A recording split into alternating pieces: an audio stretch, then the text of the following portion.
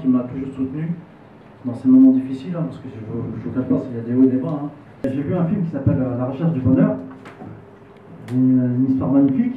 Ben, ce film était écrit par rapport à un auteur.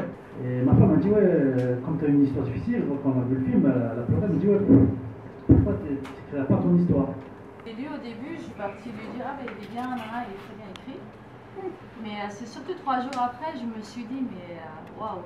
En fait, j'ai réalisé 3 jours après qu'il faut un courage monstre pour écrire tout ce qu'il a écrit. Et vraiment, il vaut la peine d'être lu. Moi, je pense qu'un bon écrivain, et il y a une bonne remarque en fait qui s'est dit, c'est que les gens ils font pas vraiment attention des fois à des petites fautes d'orthographe. Je pense que si une histoire elle est bonne, ça veut dire qu'elle met la gifle directement. La fin, elle va être très péchue aussi. Mais je pense qu'un bon écrivain, c'est une personne qui sait faire passer des émotions et des vrais messages. En fait, qui prend en fait directement au trip des gens. Et les gens, ils sont tellement dans l'histoire, en fait, il a pu braquer mes sentiments, en fait. Si j'aurais connu Bibliothèse, en fait, j'aurais été sarcellois, je sais qu'il y aurait eu ça, du coup, ça m'aurait encore plus encouragé. Si on écrit bien et si on écrit aussi de manière efficace, ça va leur redonner envie de lire aussi, tout simplement. On voulait aussi dédier bien sûr cet hommage officieusement, on ne se permettrait jamais de le médiatiser ou sans l'accord de la famille, mais on voulait dédier cet hommage à Yohan Cohen. C'est un jeune de Sarcelles qui justement a perdu la vie à l'hypercacher, paix à son âme. Et c'est un jeune que Turkane connaît puisque c'est du soutien scolaire avec lui. Et donc voilà, tu voulais rajouter quelque chose? Oui, quand on a perdu Yohan Cohen, moi j'étais très touchée déjà voilà, ça m'a beaucoup attristé. C'est un jeune très très gentil, très respectueux, vraiment adorable. Mais ça nous a énormément touché, surtout tous les jeunes du quartier qui l'ont connu. Et il y en avait de toutes les origines, toutes les religions, tout ce que vous voulez. Même avec la Sana, il me semble, dédié aux bibliothèques. Aux victimes. Ouais, et vous l'aurez fait une phrase. Hypercacher et notamment à Yohan Cohen. Voilà. Donc, c'est un, mon père, il est en France depuis 1967. Il a fait presque toute sa vie ici en France. Il m'avait dit qu'il est venu en France il avait 18 ans. Voilà, quand il est venu en France, moi je faisais l'école coranique au pays. Je suis resté presque 5 ans à l'école coranique. Après, je suis un enfant, je n'aime pas trop l'école parce que vous savez, en Afrique, ici, c'est pas la même chose. C'est un enfant qui est étudié là-bas et été corrigé avec les bâtons. Mais moi, je n'aime pas qu'il me touche. Donc, je me suis arrêté à l'école coranique. J'ai grandi avec les femmes de mes tontons et les grandes sœurs.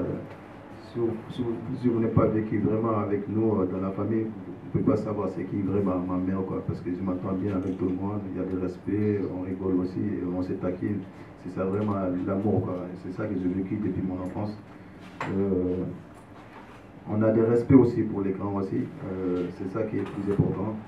On s'appelle jamais sur les prénoms, toujours c'est grand frère, grande sœur, ou frère, ou cousin, jamais par les prénoms parce qu'on est vécu comme ça. Voilà, jusqu'à mon arrivée en France en 2006, je suis passé par Dakar pour chercher le visa, pour venir ici, je suis venu par le visa. Vous savez, c'est un magasin de livres. Mais ça qui faisait ces religions, il faisait leur prière. Moi aussi, ils m'ont autorisé de faire mon prière au magasin. Il n'y avait pas de problème. Les jours de, comment ça s'appelle, les pauses, s'il y a l'heure de prière, j'ai pris. Même s'ils descendent en bas, s'ils ont besoin de quelque chose en bas, s'ils me voient prier, ils laissent finir d'abord. Il y avait ça, on vit comme ça. Quand je suis arrivé, j'ai trouvé Yohan. Mais dès les premiers jours, on s'entend bien, on a parlé, il m'a parlé de sa vie, on parle de vie que c'est un jeune comme moi. Il aime le foot, j'aime le foot. Parce que lui, c'est temps, il supporte Marseille. Moi, je suis lyonnais. Avec mon accent africain et aussi Missari avec ça. Bon.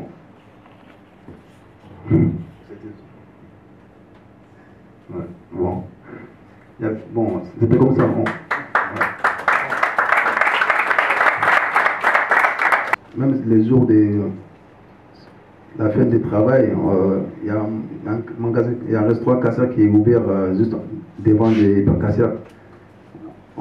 On part tous là-bas pour aller manger avec nos collègues des Cassia, les caissières qui sont là, et aussi c'est les youths. On mange tous ensemble. Je taquine, je veux dire, bon, si vous ne me respectez pas, moi, plus tard, je vais marier une juive comme ça, pour me s'arrêter. Il y avait ça, il y avait ça, il n'y avait pas de problème. Comme ça, même, je me souviens, quand Black M avait sorti son album, ils avaient dit que Black M, les chansons, franchement, j'aime bien. C'est Yohan Cohen qui a cité l'album pour nous, le magasin, pour qu'on puisse écouter. Même jusqu'à aujourd'hui, si j'entends certaines chansons, ça me fait rappeler. Il y avait ce respect entre nous. Parce qu'il me parle toujours des attentats, il disait qu'on est mal vu. Les magasins, il parle ça, il porte des kippas. Mais après les magasins, il allait des kippas, il met dans son sac, ou il met les capuches sur les kippas. Parce que lui, il traverse Gare du Nord. Comme même plus que mon collègue, on est comme des frères, quoi. Souvent, je les compagne, sa mère. C'était quelqu'un, il était très très proche de sa mère. On avait ce respect dans les magasins, jusqu'à les jours de l'attaque qui nous a séparés, évidemment, parce que j'entends souvent aussi les gens qui comparent l'acte terrorisme comme des musulmans, qui s'en fait mal au cœur. Parce que ces mots, on devait appeler terrorisme ou le bandisme. On ne devait pas prononcer les mots musulmans. On ne devait pas dire l'islam même. Le mot islam, on devait enlever ça. Parce que, même eux, nous qui sommes musulmans aujourd'hui, ils ne nous considèrent pas comme des musulmans. Parce qu'on n'est pas avec eux. Après, tous ces problèmes qu'on est mal vu en Europe ou ailleurs, partout, les musulmans, quand on voit une femme voilée ou quand on voit un musulman qui a un djellaba, les gens ils se moquent de lui. C'est la faute de qui? C'est la faute du terrorisme. C'est les jours d'attentat. Comme vous savez, Hypercasseur, nous on travaille deux groupes dans les magasins. Il y a un groupe qui travaille le matin et un autre groupe aussi qui travaille l'après-midi. Mais les jours de sabbat, on travaille tous ensemble parce qu'on n'a pas besoin d'équipe. Parce que les magasins ferment à 14 h. Les jours de sabbat, on ferme à 14 h. Les jours des attentats même, quand je me suis arrivé au travail, c'est moi qui étais la deuxième personne d'arriver. J'ai trouvé Yohan Cohen devant la porte. Parce que nous, on n'a pas de clé. Yohan n'a pas de clé, moi, je n'ai pas de clé. Parce qu'on était manutentionnaires. Quand on avait fini de faire les réunions, comme je vous ai dit tout à l'heure que moi, je devais finir à 13 h pour aller à la mosquée. Moi, les restes des commandes, ils m'ont dit de descendre en bas pour stocker et pour prendre les affaires, rentrer à la maison. Bon, je suis descendu en bas, je crois, même pas 5 minutes. Hein. Les touristes, il est rentré et j'entends tir partout. Mais au début, je n'ai pas pensé que ça se passait dans les magasins. Je crois qu'il y a un pneu qui est cassé, parce que comme les magasins il est situé vers la périphérique, il y a un pneu qui est cassé ou il y a un accident. Mais ça a répété une deuxième ou troisième fois que je me suis arrêté. C'est là que je vois tous les clients commencer à descendre dans les magasins et dans les réserves qui disaient que les touristes sont dans les magasins. Bon, c'est là que j'ai appris que ça se passait vraiment dans les magasins. Bon, ce temps, le congélateur il était ouvert parce qu'ils sont en train de faire aller-retour pour installer le reste des congelés pour stocker dedans. Bon, j'avais appelé tout le monde parce qu'en ce temps, il y avait une enfant aussi qui était avec nous qui avait presque 10 ans. Mais comme l'escalier, c'est un escalier colomaçon, une personne qui peut descendre. Mais avec le choc, le tir qu'ils ont vu quand ils ont vu les terroristes, avec la peur, en descendant, tout le monde s'est bousculé pour descendre en bas. Du coup, c'est pour ça l'enfant il a pris un coup. On était au-dessus tous cassés quand même. Mais après, les enfants ils commencent à pleurer. Il y a quelqu'un qui nous propose si on peut donner une bouteille d'eau pour les calmer. Mais j'ai regardé à côté, j'avais pas de bouteille d'eau. Je vois une canette pour le faire calmer. Parce que nous, on était en bas pour se cacher, mais il y a un enfant aussi qui pleure. C'est compliqué. Bon, après, c'était calmé, on était tous rentrés, on a fermé la porte. Les terroristes, ils ont envoyé un des caissières de venir récupérer la clé du magasin pour qu'il puisse fermer le magasin. Alors, c'est là. Comme moi, j'ai entendu quelqu'un qui descend dans l'escalier, c'est moi qui étais devant la porte. J'ai ouvert discrètement pour savoir c'est qui cette personne. Quand j'ai ouvert, j'ai regardé, c'était ma collègue du magasin. J'ai demandé qu'est-ce qui passe. Est-ce que j'ai toujours pas compris si c'était un attaquant ou si c'était un braquage. J'ai posé la question, j'ai dit si c'était braquage, si j'ai besoin de l'argent, donne l'argent, il nous laisse tranquille. Il dit non, c'est pas, il veut pas l'argent. Déjà, il commence à tirer tout le monde. Déjà, il y a des blessés, il y a des morts. C'est là que je me suis dit que c'est vraiment une attaque. Après, j'ai dit qu'est-ce qu'il veut. Il m'a dit qu'il veut des clés de magasin. J'ai dit moi, je n'ai pas de clé de magasin. Mais en descendant de tous les clients, il y avait un directrice aussi qui était descendu là-bas, mais il était cassé derrière des palettes. Quand je me suis soulevé la tête, je vois qu'il s'est cassé derrière. Je l'ai appelé pour qu'il donne la clé. Quand on a donné la clé, elle est montée là-haut. Quelques minutes encore, il a renvoyé encore une deuxième fois de venir nous appeler en bas. Parce que moi, il ne m'a pas vu en bas. Mais il a vu tous les clients qui commençaient à être. Il a dit, venez, il faut appeler tout le monde de monter là-haut. S'il ne monte pas, je vais tuer tout le monde et je descends en bas. Bon, c'était là qu'il y a eu des paniques. Tout le monde me pose des questions. Qu'est-ce qu'on devait faire? Est-ce qu'il y a des sorties secours par en bas? J'avais dit non, il n'y a pas de sortie secours par en bas parce qu'on est au sous-sol. Des choses que je vous propose, soit on sort on prend mon charge pour gagner porte secours, parce que porte secours ça se trouve 1,50 m devant l'ascenseur, soit ceux qui veulent prendre la décision de monter là-haut, le magasin, de monter sinon j'ai que ça comme solution. Bon, ils ont dit non, les montes de charge quand même c'est pas une bonne idée parce que déjà les montes de charge ça fait du bruit. Si on prend les montes de charge encore, les touristes ils peuvent venir nous attendre la sortie des montes de charge. C'est pas très bon. Bon, moi, j'avais dit j'ai que ça comme solution. Beaucoup de discussions avant de prendre la décision. Mais comme je vous disais, mon directeur adjoint qui était en bas, lui, il a pris une décision avec une dame qui ont monté là-haut, qui ont rejoint d'autres otages là-haut. Nous, on est restés en bas, on avait beaucoup de discussions avant de décider. Bon, moi, j'avais dit, bon, on ne peut pas rester tous ici en bas. Moi, je vais sortir quand même. Je ne vais pas rester là. J'ai envie de sortir pour même prévenir la police avant l'assaut, pour dire qu'il y a un groupe aussi qui se casse en bas. Même en cas de l'attaque, il faut qu'il soit prévenu qu'il y a des groupes aussi qui se cassent. Bon, c'est là que j'ai pris la décision. Déjà, il a dit que si on ne monte pas, il va tirer tous les autres là-haut. Après, il descend en bas. Bon, avant ça, il faut que je sorte pour prévenir la police. Mais avant ça, comme je vous ai dit depuis mon interview, mon présentation, mon pote qui travaille pour de la Villette, je l'appelais d'abord à lui pour prévenir qu'on a plus de gaz. Il y a des sous-touristes qui sont dans le magasin. Mais vu que c'est mon ami, on rigole tous ensemble, on s'est taqué. Il ne m'a pas pris ça au sérieux. Voilà, quand il ne m'a pas pris ça au sérieux, mon parent républicain qui est derrière vous, l'université, j'ai appelé lui pour lui dire qu'il faut appeler la police, on a plus d'otages dans notre magasin. Il m'a demandé c'est où votre magasin, où l'adresse. J'ai donné l'adresse, tous les détails. Mais juste à côté de lui, il y a une école juive, il y a des policiers qui gardent là-bas, il est parti en courant. Il n'a même pas appelé, il est parti en courant lui-même pour dire à la police qu'il y a une prise d'otage pour des Vincennes. Voici l'adresse. Quelques minutes et tout le monde est venu parce qu'ils attendaient ça en fait, parce que quelques jours, Charlie Hebdo, après Charlie Hebdo, ils ont été une policière Montrouge. Bon, après Montrouge, c'était Hyper Casser. Les gens qui étaient avec moi, si vous ne venez pas avec moi, je vais sortir. C'est là que j'ai pris une décision. Et aujourd'hui, non, il ne faut pas aller. J'ai dit non, je ne vais pas rester là. Il y a même une dame qui m'a pris la main, je me suis arraché. J'ai dit, moi, je vais sortir. Bon, c'est là que j'ai pris la décision. Mais je vous conseille quand même d'éteindre votre téléphone ou vous mettez mode avion. Parce qu'en cas où s'ils descendent en bas, il ne faut pas qu'ils savent que vous êtes cassé là. Bon, je me suis dit, j'ai mis le coup dedans. À ce temps, le mode charge, il était au premier étage. Quand j'ai appuyé le bouton, je me suis cassé pour voir à l'intérieur si les touristes ne se cassent pas dedans. Bon, quand j'ai regardé, il n'y avait personne. J'ai pris mon charge. En montant, mon cœur s'est bas parce que je ne sais pas si je vais tomber sur les touristes en face de moi, je ne peux plus faire demi-tour. Mon cœur s'est bas, j'ai pris dans mon cœur. Bon, quand je suis sorti, parce que le problème c'est quand tu sors de mon charge, ça donne l'accès vers les magasins. Quand les touristes sont en face de mon charge, ils peuvent te voir sortir vers les magasins.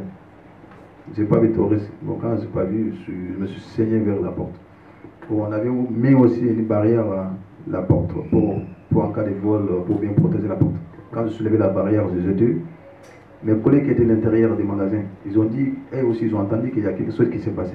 Les touristes, ils partent en courant pour savoir ce qui s'est passé. Mais en ce temps, moi, c'était rapide. Quand je suis levé la barrière, je me suis lancé plus vite, je suis sorti. Mais la grande surprise, moi, je crois que je me suis sapé de la mort.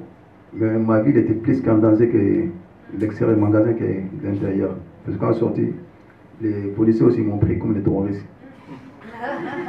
Ouais. Quand je suis descendu en bas, avant de descendre en bas même, les policiers étaient arrivés sur place. Ils m'ont appelé sur le micro, arrêtez-vous, arrêtez-vous, mettez-moi à l'air, mettez-moi à tête. J'ai rien compris, j'étais en panique, je ne sais même pas quoi faire. La seule chose que j'ai fait, j'ai mis mes mains à l'air comme ça. Ils m'ont appelé, ils m'ont dit viens, j'étais vers eux, presque 50 mètres ou plus. Ils m'ont dit de coucher, je couchais, ils m'ont dit viens. Je marche avec les mains, j'étais seul, je marche avec les mains. Quand j'étais quelques mètres, ils ont venu, ils m'ont fié, vous êtes combien? Mais quand ils m'ont dit que vous êtes combien, moi je crois qu'ils parlent des otages qui étaient dans le magasin. Moi j'ai dit qu'on est 21 personnes. Ils ont dit 20 personnes, 20 terroristes. C'est là que j'ai compris qu'ils parlent des terroristes. J'ai dit moi je ne suis pas terroriste. Bon, après, j'avais dit que je ne suis pas terroriste, ils m'ont pas pris au sérieux, ils m'ont pas pris au sérieux. Bon, c'est là qu'ils m'ont mélotté. J'étais mélotté presque 1h30. J'étais mélotté, ils m'ont mis dans la voiture, ils m'autorisent, ils me posent des questions, les trucs de terrorisme. J'ai dit franchement, moi je suis pas terroriste, je ne sais pas qu'est-ce que vous parlez. Je suis simple employeur d'Hypercasia. Si vous ne me croyez pas, vous pouvez me garder là. Bon, ils m'ont gardé quand même 1h30. J'avais presque une dizaine de policiers qui viennent, ils me posent toujours la même question, je réponds toujours pareil. Je dis que je ne suis pas terroriste. Bon, j'ai eu la chance quand notre collègue, ils ont entendu au dépôt, dans notre bureau, quand ils ont entendu que les magasins étaient attaqués, ils ont venu sur le lieu pour donner un peu d'informations. Quand j'étais dans la voiture, j'ai regardé aux alentours tout ce qui s'est passé, tout ce qui se passe dehors. Je vois mes collègues plus loin.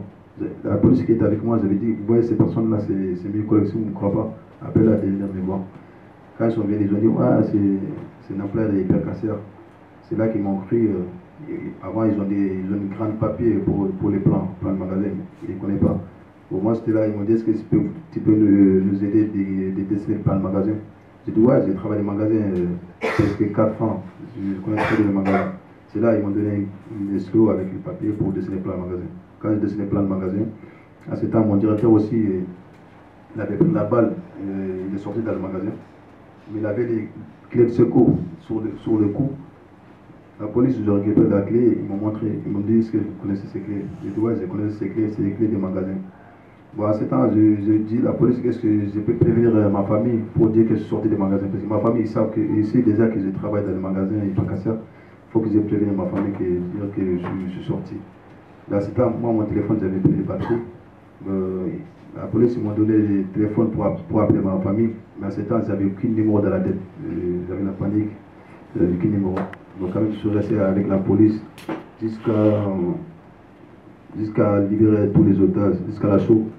On a organisé les assauts, j'ai donné la clé.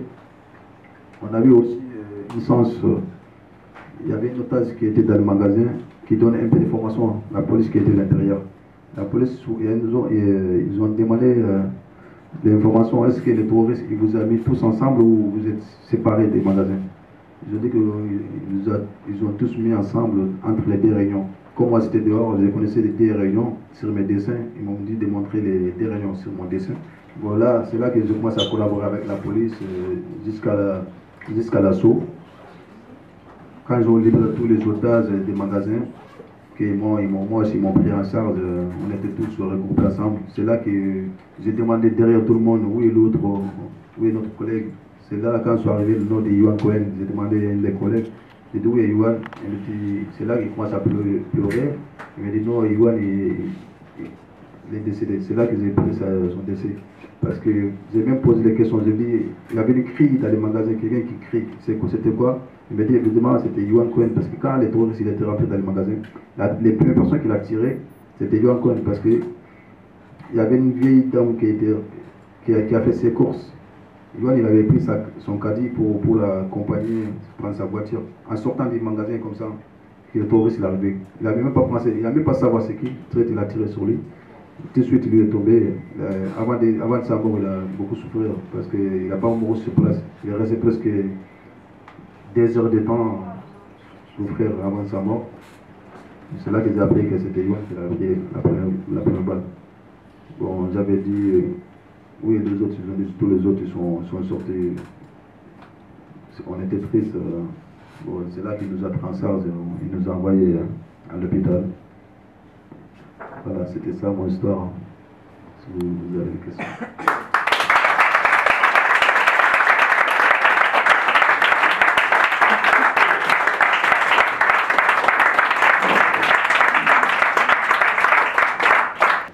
Souvent, elle pose beaucoup de questions. Souvent, c'est des questions bêtes, hein, parce que il y a des questions qui font mal au cœur, que j'ai pas envie d'attendre ces questions. Comment vous êtes musulman, vous arrivez à sauver les vies juifs? Vous savez, c'est des questions qu'on ne devait même pas poser ça. Moi, je me dis déjà, moi, je ne suis pas. Les jours d'attentat, je n'ai pas pensé à la religion. On était tous qui étaient menacés. J'ai fait ce que j'ai pu le faire. J'ai fait juste un naturel. Je n'ai pas pensé à la religion ces jours. J'ai pensé qu'on était tous humains pour qu'on puisse sortir vivant. Ça veut dire que je ne suis pas héros. C'est mon éducation qui m'ont permis que je fasse ça, parce que depuis que j'étais gamin, ma mère elle me parle toujours ça. Quand vous êtes en danger ou des trucs comme ça, il faut d'abord conscience, il faut prendre la conscience avant de faire les choses. Parce que les situations comme ça, si tu n'as pas de conscience, même toi-même tu peux te suicider, tu peux te cogner quelque part pour te faire mal. Bon, c'est vrai que notre vie est en danger, mais je dis peut-être que je vais faire quelque chose pour qu'on puisse vivre, on puisse tous sortir vivants. C'est ça que j'ai fait ces jours pour que ça finisse bien. Heureusement qu'il y avait des morts, mais ça s'est fini bien parce que ça n'a pas fini massacre.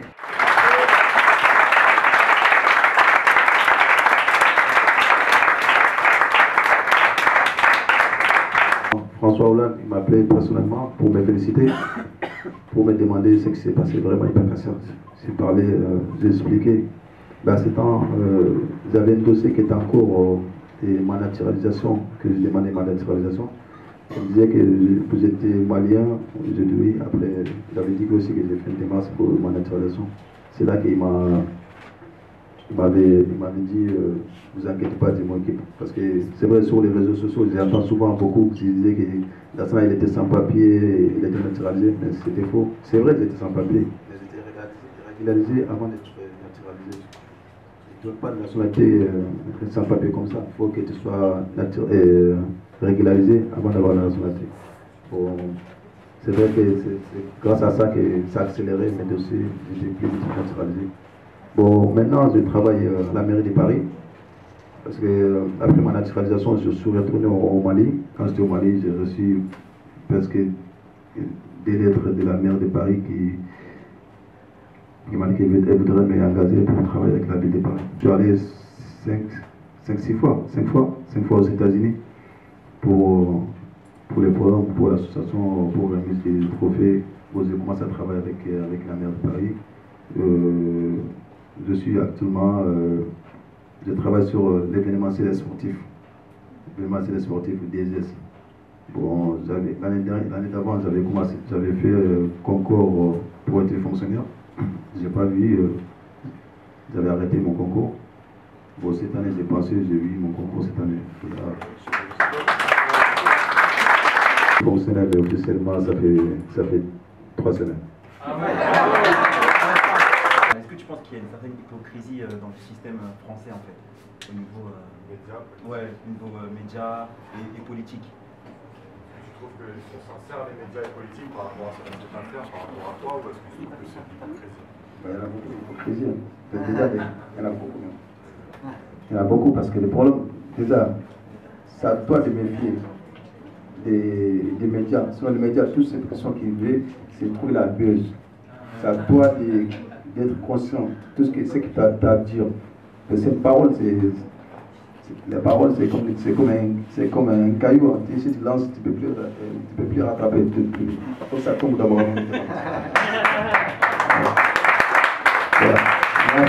DNLC, disons-nous les choses. Nous sommes à Sarcelles, à l'événement Bibliothèse.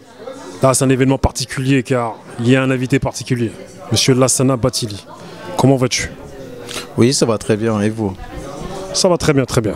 Bah, là, tu es venu à Bibliothèse parce que tu as sorti un livre il n'y a pas si longtemps. C'est-à-dire, je ne suis pas un héros. Et dans ce livre, tu reviens sur tout ton parcours pas que sur l'événement de l'Hypercacher. Et ma première question sera la suivante. Tout à l'heure, lorsque tu as parlé un petit peu au public, tu as parlé du fait que tu es du Mali, apparemment tu as grandi aussi un petit peu au Sénégal.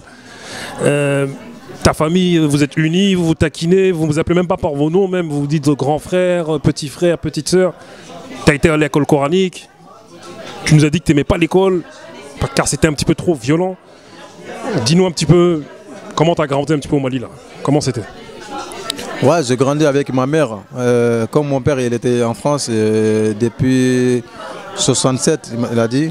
Ben, j'ai pas vraiment connu mon père hein, parce que je connais quand il part au Mali pour les vacances. Il a passé toute sa vie en France. J'ai grandi avec ma mère et mes oncles qui sont au Mali. Ben, franchement, c'est une grande famille que j'ai grandi. Mais ma famille, franchement,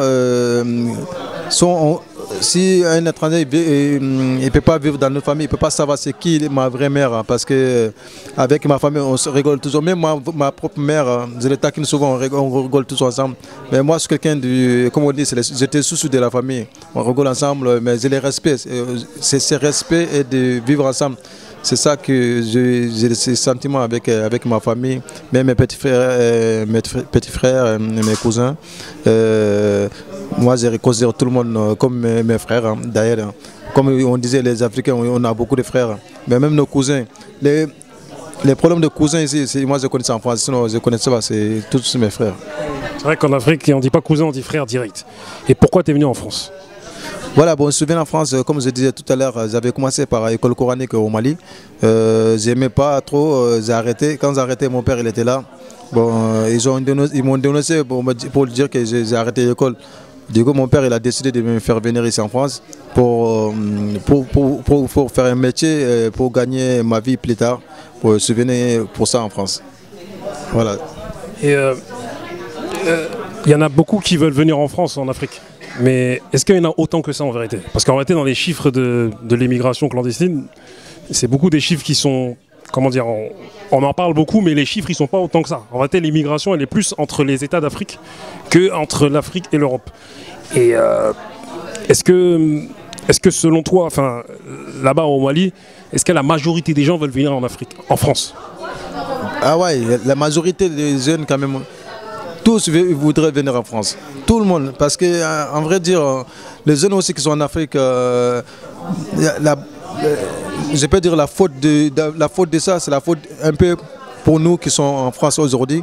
Parce que même les gens qui ont vraiment vécu en France, qui n'ont pas une vie meilleure, quand ils partent en Afrique, ils montrent autres images. Je prends un exemple comme les gens qui vivaient au foyer. Quand ils partent en Afrique, ils ne vont jamais dire qu'ils vivent au foyer. Même quand ils dorment en dessous de lit, ils vont dire qu'ils dorment comme le roi ou la reine. C'est ça. C'est ça que tout à l'heure, je disais ça sur mes interviews tout à l'heure. Ça veut dire que c'est à nous de sensibiliser les jeunes africains. Il y a certains jeunes africains aussi qui ne voudraient pas venir en France. Mais ils venaient pourquoi? Pour la curiosité. Pour les gens qui vont en Afrique, même s'ils n'ont rien en France, quand ils partent en Afrique, si tu as 500 € dans la poste, tu disais que tu vis meilleur, tu t'habilles bien, tu mets des bons parfums, pour donner le courage aussi des jeunes qui prennent les bateaux pour passer par Sahel, pour venir en France. C'est à nous de sensibiliser les jeunes qui sont sur place pour dénoncer, pour montrer les vraies images, comment on vit ici en Europe. Parce que moi je sais que moi j'ai de la famille au Sénégal, en Téboulou là-bas. Il y en a même, ils veulent même pas venir en France parce que voilà, ils sont bien là-bas, tout ça. Toi t'en connais qui veulent pas venir en France même? Qui sont bien au Mali, au Sénégal et qui disent non, moi la France c'est bon? Ben moi en vrai dire, moi j'ai 5 petits frères. Moi, mes petits frères, ils sont en Centrafrique, en Angola précisément. Ils font leur commerce là-bas. Quand ils parlent de la France, ils vont dire que la France, il n'y a rien de bon. Parce qu'ils font leur commerce, ils gagnent leur vie là-bas. En France, je suis seul ici en France. J'ai des cousins oui, ici. Mais mes frères, ils sont en Afrique à la base. Mais s'ils sont en Afrique, ils peuvent venir ici en France pour les vacances, pour voir comment on vit. Mais pas pour venir travailler. Il y en a beaucoup. Je connais certaines personnes qui ont réussi leur vie en Afrique sans venir en Europe. Quand ils viennent ici, les façons qu'on vit ici, eux-mêmes ils disent que c'est la honte, comment on vit en Europe. Mais c'est ça, on devait montrer les jeunes qui sont en Afrique, qu'ils ont réussi. Mais il y a certaines même qui ont réussi, ils ont leur commerce, ou ils ont quoi à vivre en Afrique, ils le vendent pour venir en Europe. Mais le moment qu'ils sont venus ici, c'est trop tard. C'est là qu'ils vont regretter. Bon, avant de venir, il faut bien penser, il faut avoir la conscience avant de quitter la famille pour la France. Et une fois maintenant que tu es arrivé en France, tu as dû apprendre à parler le français, tout ça. Donc, toi qui aimais pas l'école, est-ce que maintenant le fait d'avoir appris là, parce que tu es retourné à l'école quand même quand tu es revenu ici. Donc, est-ce que ça t'a fait aimer l'école, le fait de retourner à l'école pour apprendre à parler le français? Déjà, j'ai regretté pourquoi je n'ai pas continué à l'école. Parce que j'ai toujours beaucoup de fautes orthographiques en français, même en exprimant, en écrivant. Beaucoup. Mais j'ai continué toujours à faire des cours de français pour bien améliorer mes français. J'ai regretté quand j'étais jeune, je n'ai pas été vraiment à l'école. C'est quelque chose, quand on est jeune, on ne prend pas ça conscient. Mais quand on a grandi, quand on est voyagé aussi, on apprend les choses sérieuses. Parce que quand on est avec nos familles en Afrique, on disait non, on refuse beaucoup de choses. Mais le moment qu'on voyage, quand on voit les vraies vies, c'est là que ce soit trop tard. Mais moi, franchement, j'ai regretté pourquoi je n'ai pas été à l'école. Mais ce n'est pas fini. Je suis jeune encore. Je continue à apprendre encore comme j'ai appris. Je continuerai toujours continuer pour avoir un nouveau meilleur, pour avoir une vie meilleure aussi. Parce qu'en France ou ailleurs, tu ne peux pas avoir un travail stable ou bien rester ta vie si tu n'as pas passé par l'école. C'est pour ça que ce qui m'a poussé de continuer mes études. Si je ne parle pas français, je crois que je ne serais pas être même ici pour parler de mon parcours. Bon, pour moi, c'est très important. Je crois qu'il y a beaucoup de gens qui vont m'écouter aussi, qui venaient d'Afrique, qui ne voudraient pas aller à l'école, pour donner un peu de conscience, pour qu'ils puissent aller à l'école pour apprendre la langue. Pour moi, c'est ça le plus important. Parce qu'un pays, un pays comme la France, tu ne peux pas intégrer sans aller à l'école. Il faut s'intégrer pour parler, pour partager, pour regarder la personne, pour parler de ton problème. Mais si tu ne parles pas la langue, ça te met toujours les barrières. Il faut continuer à étudier. Ensuite, tu as fait différents travaux. Tu as beaucoup travaillé. Tu n'avais pas forcément les papiers même. Après, tu as été régularisé à un moment donné, tout ça. Et après, à un moment donné, tu es arrivé à l'hypercachère. Et à l'hypercachère, tu nous as parlé du fait que eux, ils faisaient leur prière, tu faisais ta prière. L'ambiance, elle était familiale, quoi. Mais les médias, ils n'ont pas beaucoup mis ça en avant. Comment t'expliques ça? Qu'ils n'ont pas mis en avant le fait que l'hypercachère, voilà, juifs, musulmans, vous vous entendiez bien comme il faut. Comment t'expliques ça? Ben moi, quand même, ça n'est pas, comme je disais tout à l'heure, il y a beaucoup de journalistes qui parlent de ce qui les intéresse. Mais moi, je parle de ce que j'ai vécu en hypercachère. Moi, j'avais mon tapis de prière en hypercachère. Je faisais mes prières et eux aussi font leurs prières. Et à moi, j'avais même demandé les patrons s'ils peuvent me libérer les vendredis pour que je puisse aller à la mosquée. Il n'y avait pas de problème de religion, c'est hypercachère. On vit bien. Souvent, même quand on ne travaille pas hypercachère, on n'est pas bien parce qu'il y avait de bonnes ambiances. On s'attend très bien. On était comme la famille. Bon, c'est dommage ce qui nous est arrivé, ça nous a séparés un peu.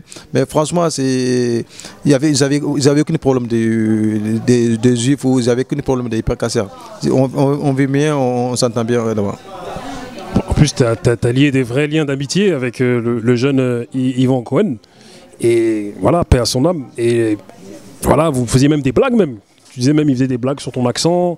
Toi, tu blaguais même sur le fait que oui, un jour, si tu ne fais pas attention, je vais me marier avec une juive, tout ça. Donc ça rigolait, quoi. Et malheureusement, il est arrivé l'événement qui est arrivé. Voilà.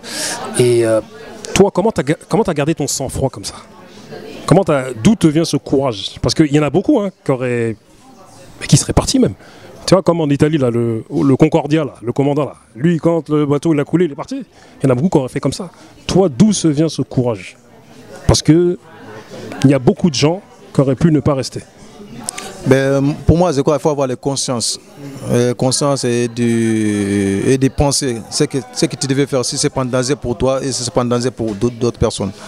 Ben, je sais que notre vie est en danger, mais j'ai pensé aussi, ma mère elle m'avait dit un truc quand j'étais jeune, elle m'a dit que ce soit un accident, que ce soit quelque chose qui t'arrive dans la vie, il faut avoir la conscience. C'est ça que j'ai pris la conscience les jours des attentats. Je sais qu'on était menacés, mais il faut faire quelque chose pour qu'on puisse sortir vivant.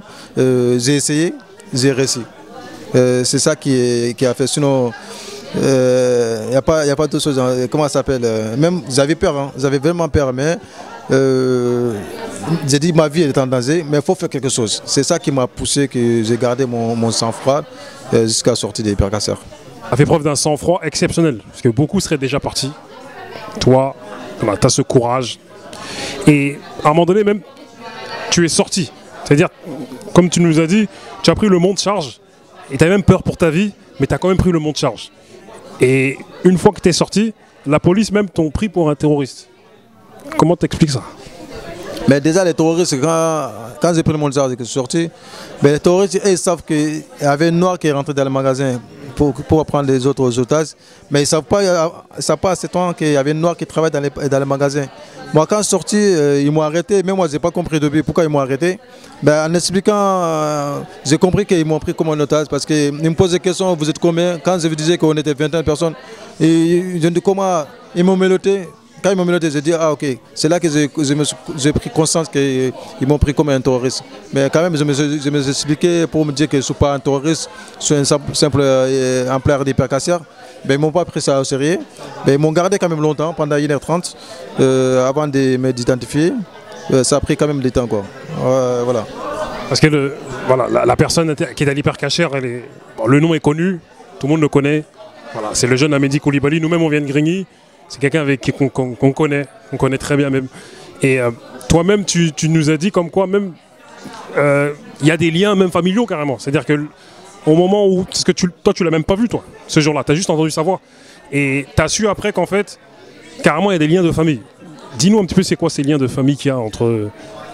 Bon, moi j'ai su ça après la show, après quand ils ont fait la show, qu'ils ont dit qu'il y avait un noir aussi qui nous a pris en otage.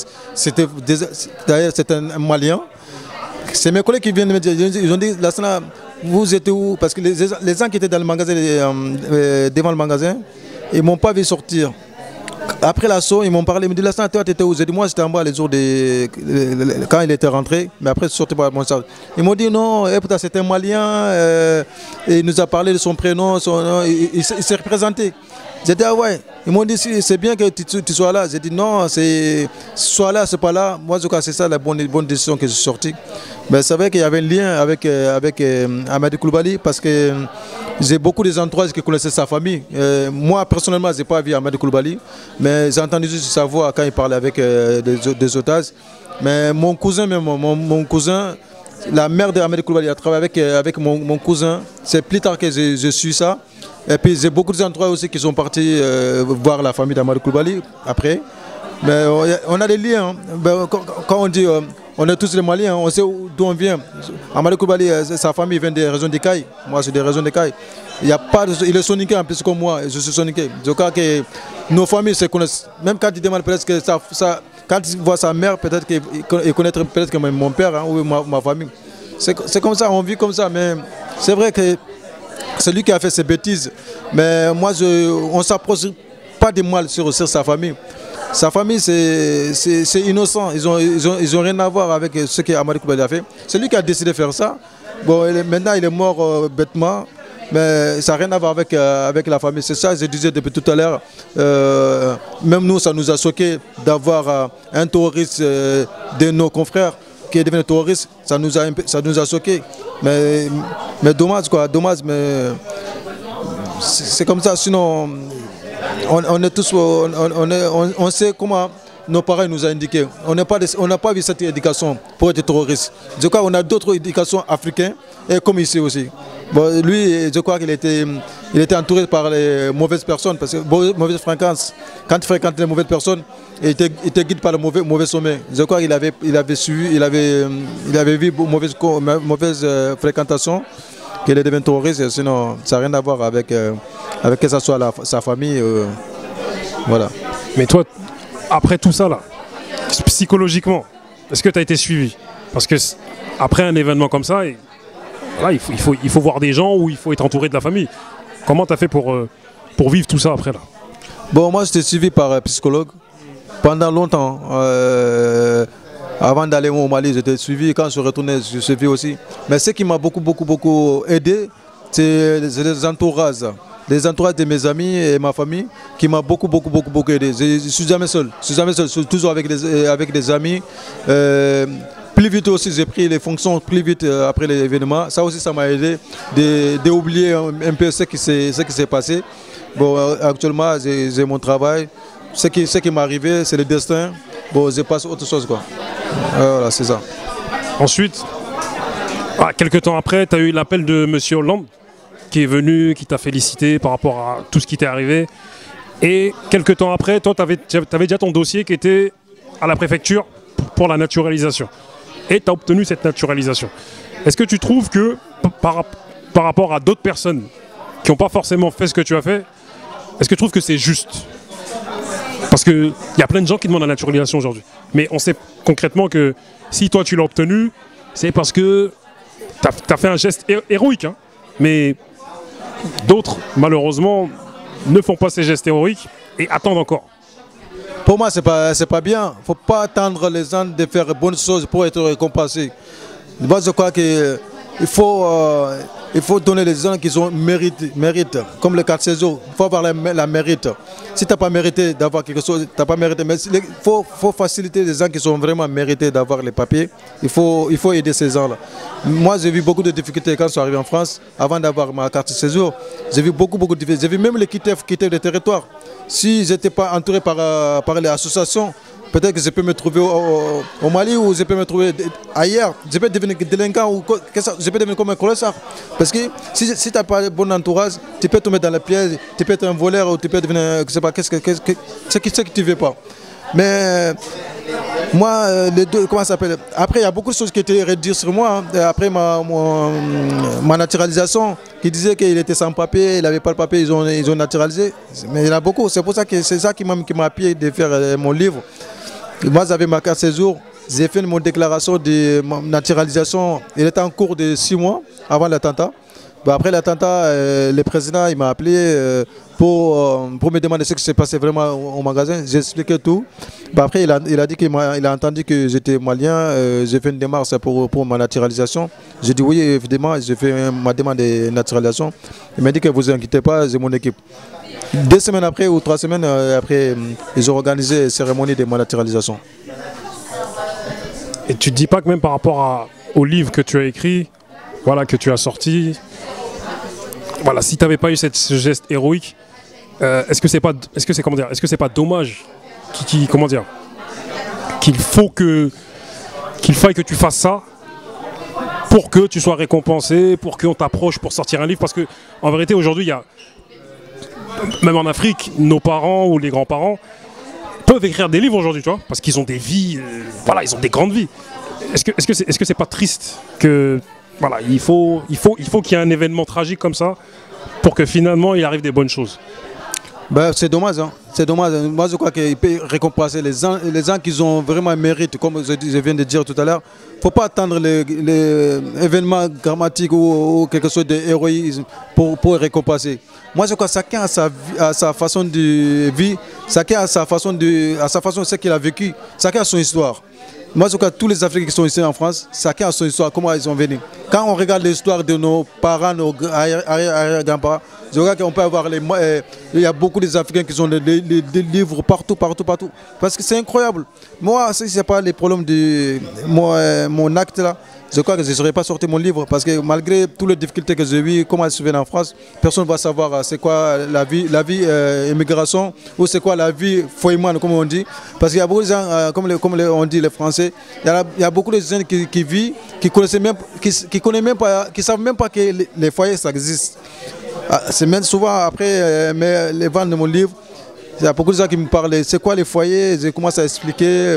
Il y a beaucoup de sortes de foyers aussi. Il y a foyers jeunes travailleurs et il y a foyers immigrants, comme on a dit. Les foyers immigrants, j'ai vécu là-bas pour apprendre des choses. Parce que quand on vient d'Afrique, il faut passer par le foyer pour comprendre la difficulté parisien, entre guillemets. Bon, je suis tombé par un foyer pour comprendre les difficultés. Plus tard, j'ai fait une démarche pour aller au foyer jeunes travailleurs. Bon, j'étais un foyer jeunes travailleurs jusqu'à les jours des attentats. Pour revenir un petit peu sur ton livre, on en a parlé parce que dans ton livre, il y a tout ce que tu as raconté depuis le début de l'interview. Tout à l'heure, tu as beaucoup parlé du buzz. Toi, tu comprends le fait qu'on t'ait approché pour sortir un livre pour un buzz. Et est-ce que tu trouves normal que tous ces buzz qu'on fait sur plein de choses et notamment sur ton histoire? Ouais, ils ont fait beaucoup de buzz, hein, mais comme on dit, j'étais conscient parce que moi, franchement, j'étais prévenir avant tout ce que j'ai vécu. Mon parent républicain il m'avait dit, là, il faut faire attention, plus tard ça peut réjouir contre toi. mais j'étais prévu avant ça, parce que c'est les grands, comme on dit, quand les grands parlaient, qui te parlent, il faut écouter ce qui ça va tomber. Vous voyez, il m'a vu, on dirait qu'il a vu la future. Mais après la sortie de mon livre, avec tous les polémiques qui étaient refaits, avec un jeune lutteur qui a sorti un livre aussi, qui a parlé des choses méchantes sur moi, qui a fait le buzz aussi. Bon, moi je vous disais que c'est ça fait mal. Mais comme on dit, comme je suis croyant, toutes ces choses qui arrivent, c'est les dessins. Que ce soit les choses, ils disaient les choses méchantes sur moi, ou ce soit ils disaient les choses bien sur moi. Moi, c'est ce que j'ai à faire ces jours-là. Je n'ai pas fait ça pour être aujourd'hui comme ça. J'ai fait juste une nature naturelle. Je ne pense même pas que ça va être médiatisé comme ça, parce que pour moi, je ne suis pas vécu, je n'ai pas habitué à faire ça. Bon, comme avec le temps, tout ce que je connais, j'ai fait pas mal d'interviews, j'ai fait pas mal d'intervenants dans les sociétés, dans les écoles, qui m'ont appris aujourd'hui. Sinon, au début, je ne connaissais rien, je ne pense même pas que ça. Même j'étais un peu gêné, même les jours de ma naturalisation, ceux qui ont regardé mes interviews, mes discours sur ma naturalisation, c'est pas même personne qu'aujourd'hui, parce que les jours, ça m'a surpris, je ne sais même pas quoi dire. Il y avait combien de centaines de personnes qui me regardaient, il y avait tous les politiciens qui étaient là, je parle devant eux. Bon, c'est quelque chose qui était dur. Bon, de toute façon, les journalistes, ils veulent toujours ça, quoi. Ils veulent toujours les buzz pour faire des choses. Bon, moi, je crois que en tout cas, moi, je n'allais pas tomber dans leur piège. Parce qu'il y a des choses qu'ils me demandent souvent, je refuse direct de répondre. Parce que je sais que ça ne sert à rien de dire ça, ou ça ne m'apportera rien, quoi. Tu as beaucoup parlé du respect que tu as pour les anciens, notamment pour celui que tu appelles ton parrain, même tu dis c'est ton père adoptif. Qu'est-ce que tu as à dire sur lui, là, comme ça là? Qu'est-ce que tu penses de lui? Ben lui, franchement, j'ai rien à dire à lui. Je sais pas. Parce que tout ce qu'il a fait pour moi, même mon père qui m'a mis au monde, il ne m'a pas fait la même chose. Parce que vous voyez, même aujourd'hui, je suis venu avec lui. J'ai tous les bons contacts avec lui. Si c'était d'autres personnes, parce qu'il y a beaucoup de gens qui ont été même cas que moi, mais le moment qu'ils ont leurs papiers, ils laissent les pauvres pour rien. Ils disent que bon, maintenant j'ai mes papiers, je laisse. C'est pas ça. Il faut être humain. Celui qui t'a aidé depuis que tu étais sans papier, que tu es devenu maintenant, tu as travaillé, tu as une vie. Il faut fréquenter, il faut appeler, il faut toujours procéder de ces personnes pour montrer que tu es vraiment humain. Même s'il veut aider d'autres personnes, il peut aider. Bon, c'est bon, je vais aider d'autres personnes. Mais si toi, tu montres le mal, il va penser le mal, il va dire que vous êtes tous pareils, vous êtes là profiteurs. Moi, c'est pas ça. Moi, j'ai toujours de bonnes contacts avec lui. Même quand je suis parti au Mali, on est parti ensemble au Mali. Il a aimé même. Il avait toute ma famille. Quand mon père il vient ici, on se voit, on mange toujours ensemble, on s'invite ensemble.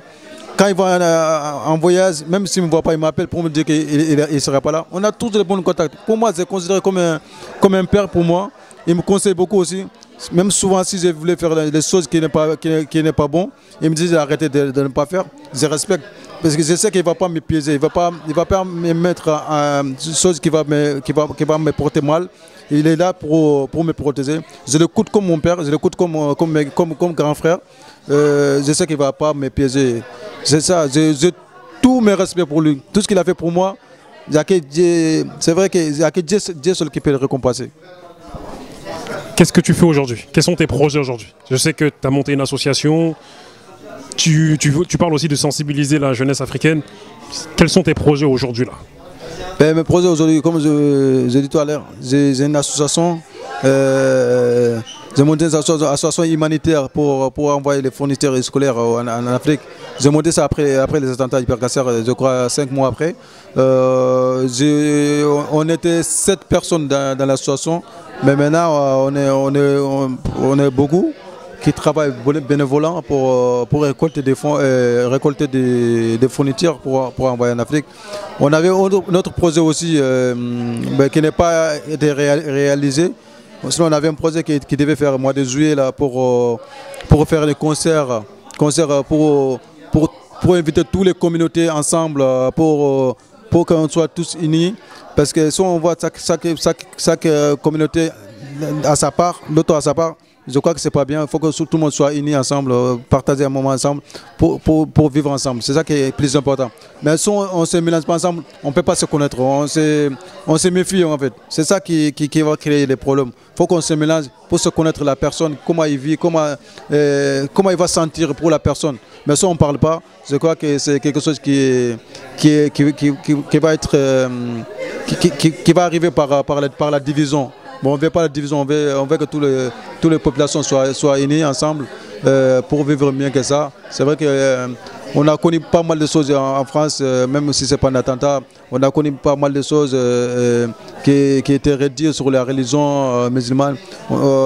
C'est à nous d'être sur le terrain, d'être forts, de dénoncer et de demander nos droits pour dire que nous aussi on est des citoyens français comme tout le monde. On a droit comme tout le monde. On veut chercher quelque chose. On veut chercher nos droits. Ce n'est pas les gens qui vont lutter pour nous. C'est nous-mêmes qui allons lutter pour nous parce que chacun a droit à ce qu'il veut faire. On est français comme eux. Ils ne sont pas mieux que nous, on n'est pas mieux qu'eux. Voilà, on peut faire des choses mieux que ça parce que c'est vrai que même s'ils ont une autre vie par rapport à ce qu'ils pensent. Je crois que nous les pauvres, on n'a rien dans la tête que par gagner la cave ou les aides. C'est pas que ça, on a quelque chose dans notre tête aussi. On veut gagner notre vie, on travaille aussi pour gagner notre vie. On n'est pas là juste pour gagner leur bourse ou leur truc. On est là. Ça, pour nous, c'est une fierté pour nous de travailler, de gagner une vie meilleure, de partager ça avec la famille, sans gagner par les aides. Mon avant-dernière question, parce qu'on va bientôt finir notre entretien. Souvent, on demande aux musulmans limite de s'excuser par rapport au terrorisme. Oui, on a reproché aux musulmans soi-disant de ne pas être allés à la manifestation qu'il y a eu après l'Hypercacher.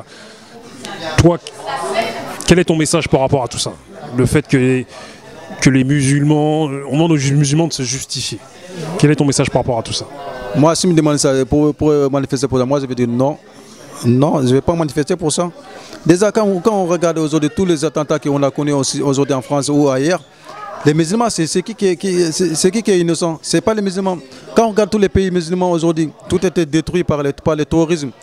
C'est à nous de quitter encore, de s'excuser pour dire qu'on ne veut pas ça. Non, on est tous concernés. On est tous menacés, on a tous été victimes. C'est nous tous, tous les gouvernements, toutes les populations, toutes les populations qui devaient lutter ensemble pour dénoncer ça, pour lutter ça, pour dire non. Ce n'est pas nous de demander ça. Déjà, on est victime dans notre pays. On est victime dans nos propres religions aussi, parce qu'ils ont sali dans notre religion. Ils se présentent comme les musulmans. C'est à nous de s'excuser encore pour dire qu'on s'excuse. Moi, je ne m'excuse pas.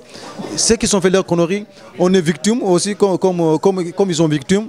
On a des collègues qui sont morts, on a des familles qui sont mortes, on a des sœurs qui sont mortes, on a des sœurs aussi qui ont été menacées parce qu'ils mettaient des voiles. On a des frères qui ont été menacés parce qu'ils mettaient des grands boubous. C'est à nous d'excuser encore. Moi, je ne m'excuse pas.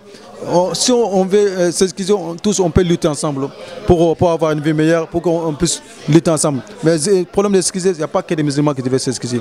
C'est nous tous que soit tous ensemble.